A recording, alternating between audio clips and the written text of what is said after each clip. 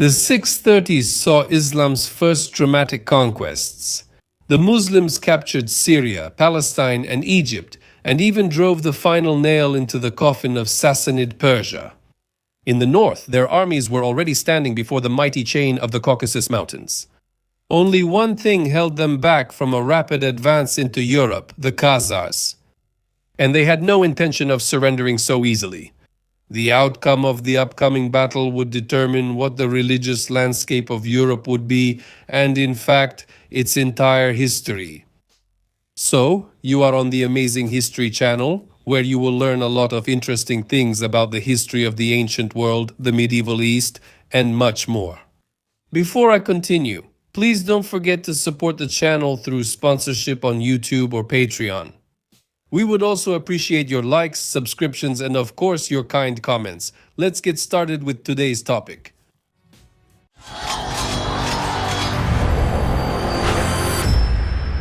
A lot has been written about the confrontation between Byzantium and the Sasanian Persian Empire. But throughout almost all of this long struggle, there was a third major power in the north, which was also an important part of the history of both Europe and Asia. Это был Khazarский Khaganat, the Turkic state, which was never able to fully abandon its nomadic roots, but it was recognized by its settled neighbors and benefited from them. Khazar warriors, who also raided Georgia and Armenia, were often used by the Byzantines on the battlefield as allies or mercenaries. But in other cases, they were their fierce enemies. Ultimately, the collapse of the Sassanid Empire led to the emergence of a new enemy for Khazaria, the Arabs. The Muslims defeated the Byzantines and Persians in bloody wars and had no intention of stopping. In 643, Ibn ar-Rahman ibn Rabia led the first Muslim attacks on the Caucasus Mountains, quickly capturing Derbent and the extensive Sassanid fortifications guarding the route along the Caspian coast. In the North Caucasus, there were still Persian governors left from the Sassanid era, who were now paying tribute to the Khazar Khagan. The Arab invasion initially proceeded without resistance. Although the number of Muslims was insufficient to establish firm control in the Caucasus, they still received an oath of allegiance from the ruler of Derbent, who negotiated that the military service of his garrison against the Khazars would be accepted as the city's tribute instead of the jizya tax. Not satisfied with this victory, Abd ar-Rahman set himself the goal of capturing Balanjar, the nearest Khazar city. There is not much information preserved about his first attempt, which was made during the reign of Umar. It seems that no significant battle took place. When the Arabs approached, the defenders preferred to fortify themselves in Balanjar, and the exhausted Abd ar-Rahman returned with spoils, unwilling to risk a long siege in hostile territory. Nevertheless, the lack of a serious response from the Khazars to this first attack led Abd ar-Rahman to repeatedly raid north of Derbent over the next decade, almost with impunity. The reason why the Khazars offered such weak resistance to these initial Arab invasions was most likely because they were occupied with fighting the Volga Bulgars in the west. Although it is difficult to establish an exact chronology, it seems that the Khazar-Bulgar conflicts happened at the same time as the first Arab invasion. Moreover, the year 642 is often called the year of the Bulgars' defeat at the hands of the Khazars. After the Khazars' victory, a large number of Bulgars migrated west, eventually founding the Khanate and later the Kingdom of Bulgaria. Those who remained in the so-called Volga Bulgaria paid heavy tribute to the Khazars and for the next 2 centuries harbored a strong resentment towards them. The first major clash between the Khazars and the Arabs would occur decades later, in 652 during the reign of Caliph Uthman. After returning to the Caucasian theater from suppressing the uprising in Kufa, Abd ar-Rahman brought a significant army to the Khazar front and marched on Balanjar. Although information about this campaign is scarce and the battle, Abd. Воевание и расширение территории, а не просто набеги. К тому времени под арабский контроль были взяты, led into. Более того, после гибели последнего сасанидского шахинша, also into the Caucasian battle. However, this time the Khazars did not hide behind the walls of Balanzar. Offering strong resistance with the help of ballistae, the Khazars, despite being under siege, also carried out sorties. The exact dates and duration of the siege are unknown, but everything was decided in battle, not in a prolonged siege. The first encounter involved a siege. The Muslim detachment was attacked by Khazar archers hidden behind the city walls. This minor victory gave the Khazars strength. On the last day of the battle, all the defenders' forces were committed to linking up with the arriving cavalry reinforcements. Trying to rally his forces against this joint attack, Abd ar-Rahman was killed at the very beginning of the battle. But to the credit of his army, this did not lead to a rout. His brother Salman took over command and retreated. After this crushing defeat, the Khazar rulers lived in relative peace for almost half a century, although the threat from the Khazars still had a significant impact on the caliphate. Largely because of the Khazar threat, the lands of Armenia, Georgia, and Caucasian Albania were under such indirect rule. In exchange for defending against the northern nomads, these regions were allowed to preserve their Christian nobility and power structures intact. However, this was not always successful. While the caliphate was divided by the second fitna, the Khazar invasion in 685 devastated these Caucasian kingdoms, taking the lives of their rulers. However, the victorious Khazars made no effort to hold territory south of Derbent or to advance into Syria or Persia. The Khazar expansion during this era was mainly to the west, conquering groups such as the Alans and the Magyars. But some of the most profitable victories were achieved not on the battlefield, but in the fierce diplomatic game with Byzantium. Soon this peaceful period ended, and the Khazars, stronger than ever, became a serious threat to the Umayyad Caliphate. Between 707 and 712, Derbent changed hands several times. Moreover, the Caliphate could not effectively defend it, being occupied with conquests in Spain and the Tarim Basin. Such a weak response only encouraged further Khazar attacks. In 717, there was an invasion of Caucasian Albania, which the Muslims barely repelled, achieving a Pyrrhic victory. This was followed by an invasion of Armenia by a 30,000-strong Khazar army in 721. This marked the beginning of the so-called Second Arab-Khazar War. When the Arab armies were still weakened after their recent defeat near Constantinople, the Khazars, led by the Khagan's son Burjil, invaded Armenia and defeated the Muslim forces. When the enemy was dangerously close to the Umayyad heartland, in 722, a second army was assembled under the command of the newly appointed governor of Armenia, Jara ibn Abdullah al-Hakami, and sent to drive the Khazars out of their new conquests. If the Arabs had failed to stop the Khazar horde at this crucial crossroads, their invasion of Syria could have followed, threatening to split the Umayyad Caliphate. Since the stakes were high and their armies were equally strong, both Jara and Borjil approached the upcoming clash with caution. The Khazars, in order to avoid fighting on hostile territory and to make reinforcements easier, retreated closer to Derbent, which was still held by the Arabs. Jara advanced slowly, gaining the support of local tribes and nobility along the way, and was in no hurry to engage in battle. During the morning crossing of the river, at a short distance from where the Khazars were positioned, he made a shrewd tactical decision. Having discovered that one of the tribal chiefs he had won over was loyal to the Khazars, or at least was hedging his bets, by informing the enemy about his movements, he ordered his army to set up camp, announcing that they would rest and recover for several days before they begin the attack. However, when night fell, he changed his order and immediately set out on the march.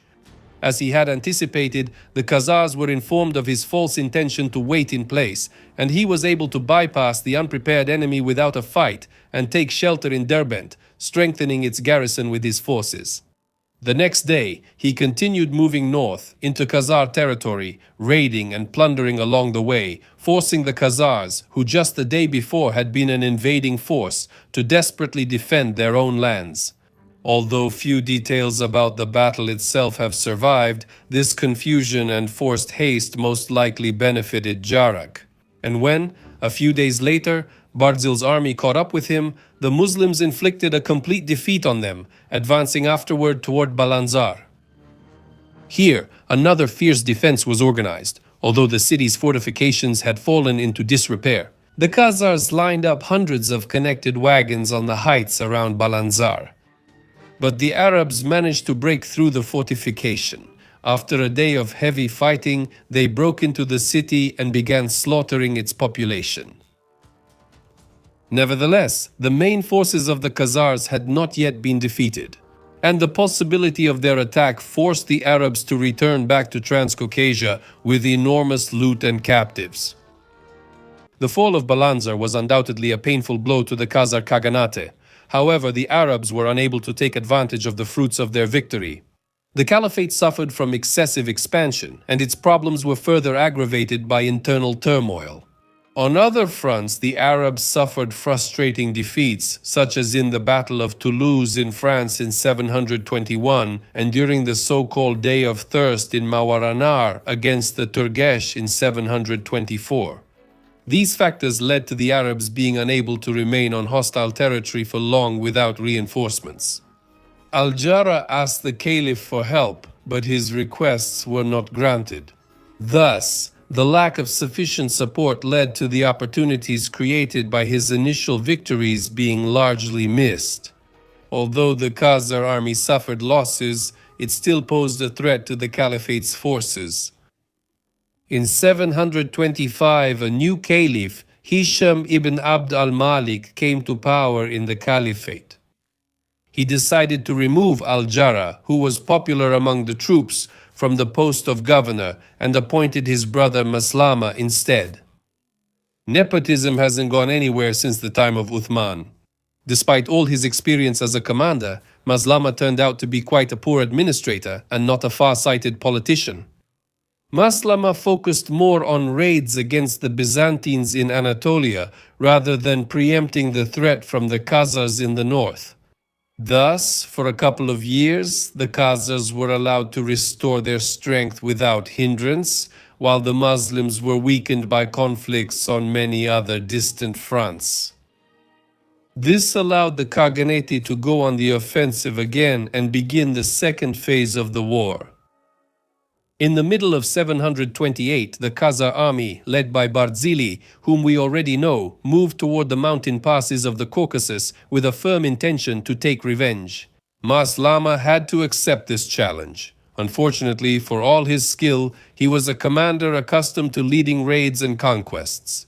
His lack of skill in defense became fully apparent. During the Khazar invasion, for example, he failed to establish contact with the local Armenian nobility who had been promised that their forces would be properly recognized.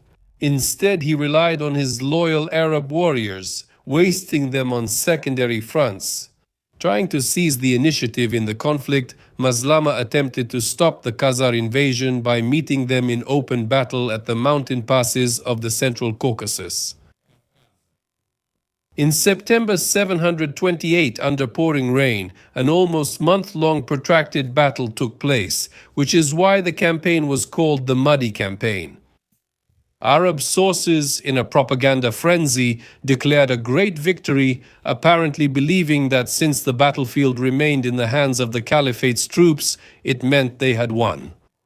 But when returning to Georgia, the Arabs fell into an ambush by the same army they had supposedly defeated.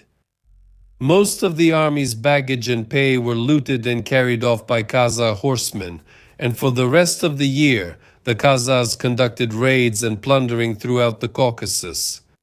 Caliph Hisham, however, did not appreciate Maslama's victory, so he returned the command to its previous holder.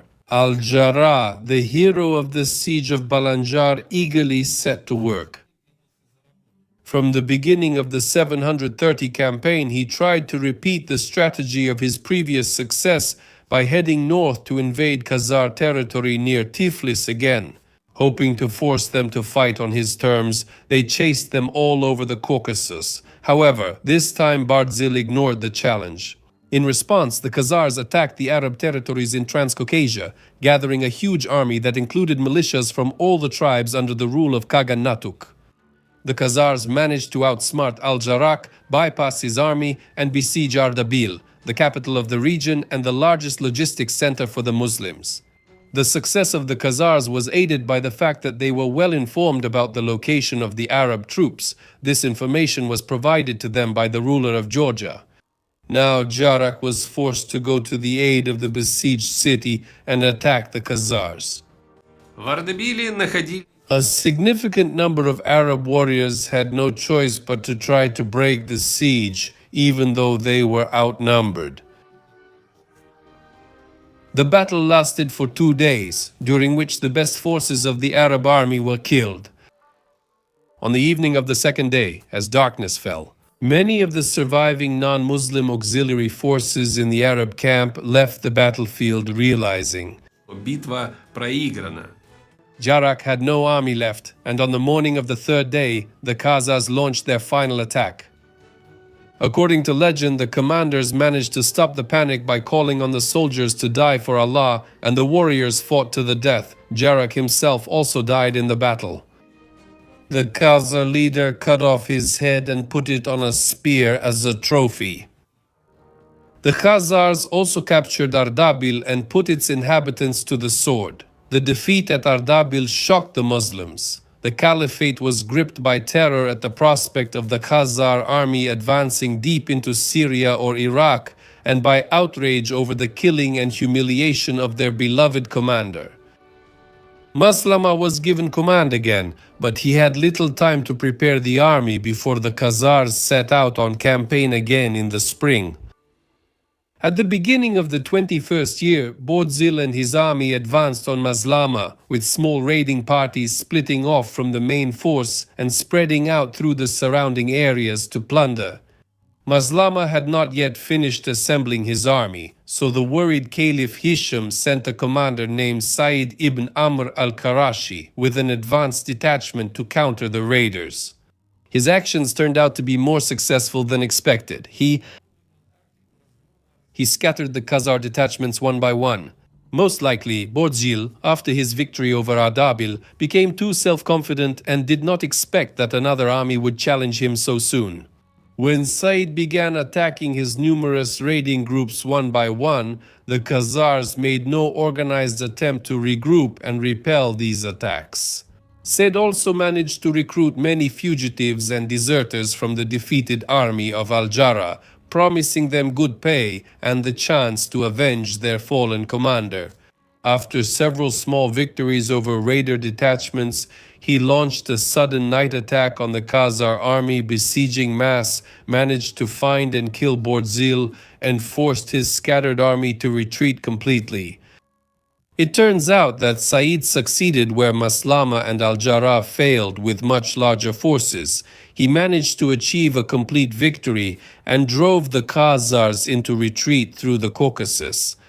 This made Maslama jealous, so he arrested the victorious Said on charges of insubordination. The situation even forced the Caliph to intervene, who released and rewarded him. Ultimately, Said's victory determined the nature of the remaining 7 years of the Second Arab-Khazar War.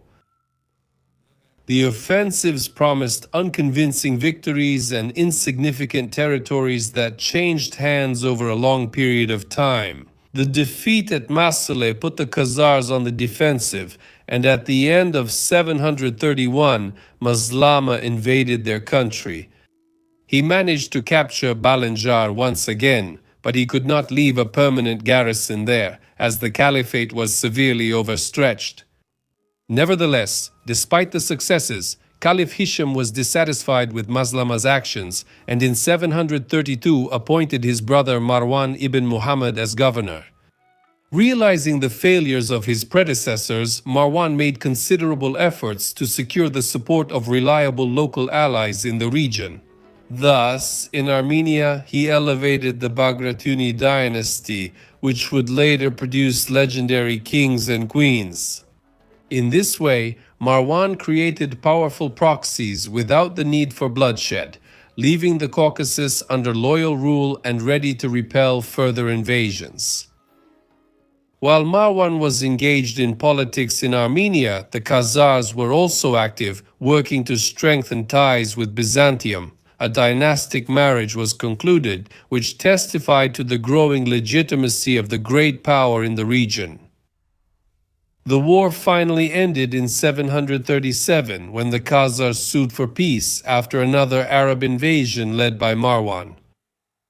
Although the capable Umayyad prince achieved several minor victories, the peace apparently resulted more from the mutual exhaustion of the two powers and the many other problems facing the caliphate.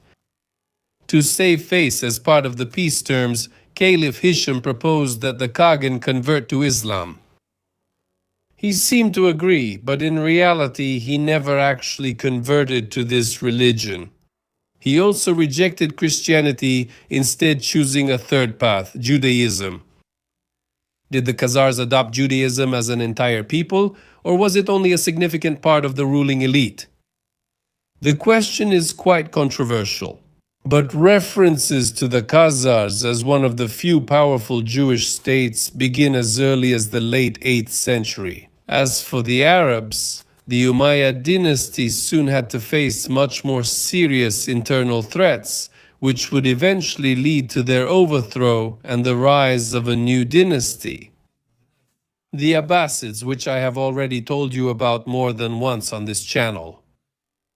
The Abbasid Caliph al-Mansur made an attempt to strengthen relations with the Khazars. To do this, he ordered his governor in Transcaucasia to ask for the hand of the daughter of the Khazar Khagan Bogatur.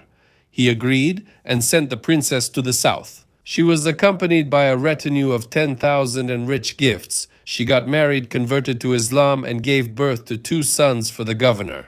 Everything seemed to be going well, but after more than 2 years, the princess and her descendants mysteriously died. The enraged father blamed the Arab governor for this, and in 762 he invaded Transcaucasia with a huge army. The Khazars swept through Caucasian Albania, Armenia, and Iberia with fire and sword, capturing many prisoners and rich trophies. After that, Bogatur calmed down and his army returned home.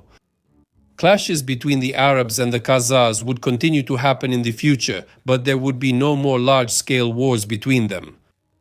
Soon they would face new threats that would divert their resources to fight them, and one of these challenges would be the rise of Rus. Initially, the rulers of early Rus paid tribute to the Khazars and were their important trading partners. But after the caliphate ceased to be a threat to both Khazaria and Byzantium, the Greeks began to look for threats in the steppes to weaken the Khazars and prevent them from becoming a potential danger. In the 880s, the Byzantines supported raids by the Alans and Pechenegs in order to weaken Khazar power. The Rus also turned out to be an ideal partner for the Byzantines, despite the fact that in 860 they carried out a devastating raid on Constantinople. Gradually, with the help of diplomacy and financial support, the Eastern Roman Empire began to push out Khazar influence in the lands of the Rus and replace it with its own. The Khazars withstood most of these attacks. During this period, they lost their influence over Kiev, where power was seized by Prince Oleg of Novgorod. This event marked the founding of Kievan Rus, a new powerful player on the geopolitical stage of Eastern Europe. Meanwhile, in southern Khazaria, the caliphate was slowly disintegrating and new independent Muslim principalities were emerging, which added tension to the region. Thus, in 912, a 10,000-strong Muslim army from Shirvan was defeated by Khazar troops as a result of an unsuccessful invasion attempt.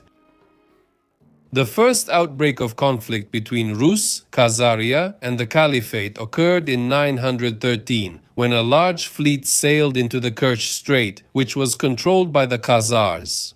This campaign is well documented by the Arab historian al-Masudi. It is reported that a fleet of 500 ships took part in it, each carrying 100 men, which is quite possibly an exaggeration. After promising half of the loot to the Khazar Khagan, the Rus received permission for safe passage into the Caspian Sea, which was more likely the Khazar Khagan's retribution for a recent Muslim provocation. From Shirvan, the Rus crossed from the Don to the Volga, and from there they went down to the Caspian Sea. The raiders first began to devastate the wealthy regions of Tabaristan and Shirvan. Baku was also plundered. The inhabitants were clearly not prepared for such an attack. Al-Masudi writes, "The peoples living near this sea cried out in terror, for since ancient times no enemy had ever attacked them here. Only merchant and fishing ships had come here."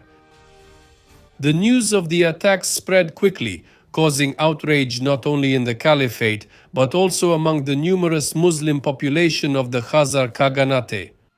They appealed to their ruler, asking for permission to attack the Rus along the Volga and avenge the killings committed in Persia. By this time, the military power of the Khaganate mainly depended on Muslim mercenaries from Khorasan, who even provided security for the Khagan himself. Thus, whether he wanted to or not, for the sake of stability, he had to agree, and he decided to break his treaty with the Rus. Thus, an army of 15,000 men consisting of both Muslims and Christian преградил. The return route was near Itil, and the Rus landed their ships and formed battle lines. The battle lasted for 3 days, which led to the defeat of the weakened Rus army, but its remnants still managed to reach the safety of home. Despite this defeat, the strength of Rus was far from broken. The Khazars lost a significant part of their profitable trade with Rus and in return gained yet another powerful enemy. For some time, the main trading partners of Khazaria became the Volga Bulgars, who had close ties with the Caliphate. The Arabs supported their new Muslim allies as a counterbalance to the Khazars, although the period of decline and disintegration that the Caliphate was experiencing meant that there would be no new invasions of the Caucasus. The diplomatic mission of the Caliphate, led by Ibn Fadlan and its funding of the Bulgars, would play an important role in the fall of Khazaria. Ibn Fadlan successfully accomplished the task of bringing the Volga Bulgars into the fold of Islam, and the fortress financed by the Arabs reduced the power of the Khazar Khagan over his Bulgar vassals. Soon, Muslim merchants took over the trade routes into the lands of their fellow believers, the Bulgars. This, combined with the disruption of trade by the Oghuz in the east and the Rus in the west, led to a sharp decline in vital trade revenues. And for Itil, this meant a reduction in its ability to maintain and equip its armies. At the same time, the rule of Roman Lacapin in Constantinople and his aggressive persecution of Jews in Byzantium marked the final collapse of the Byzantine-Khazar alliance. In the 920s, there were direct clashes between Byzantine and Khazar forces in Crimea, followed by further contacts between Byzantium and the Pechenegs and the Rus. And what do we see? Khazaria began to be constantly raided by the Rus, Pechenegs, Oghuz, and Alans, and Byzantium played a significant role in these attacks. Although there is no direct evidence for this, indirect evidence points exactly to that. In his treatise on the governance of the empire, Emperor Constantine VII advises future emperors to wage war against the Khazars through Alan and Oghuz intermediaries. Meanwhile, the caliphate was collapsing on its own. In the 940s, the power vacuum there was filled by the Shiite Buyid dynasty, which quickly spread from Fars and overshadowed the caliph in Baghdad, reducing him to a vassal. At the same time, independent Muslim rulers in the territory of modern Azerbaijan continued to fight against the Khazars. However, the figure whose name would become the most prominent during the fall of Khazaria was the warlike Kievan prince Sviatoslav. The story of this ruler deserves a separate video. We have already made an episode about his mother, Princess Olga, on this channel.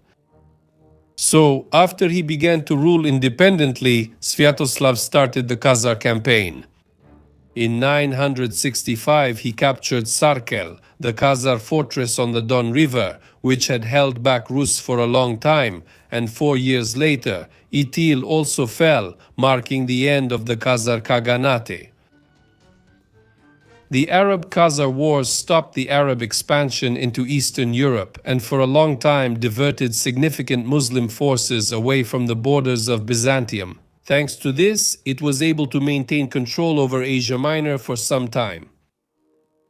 The long standoff led to nothing and became disastrous for both sides. That's all from me. Thank you for watching and see you in the next video. Bye.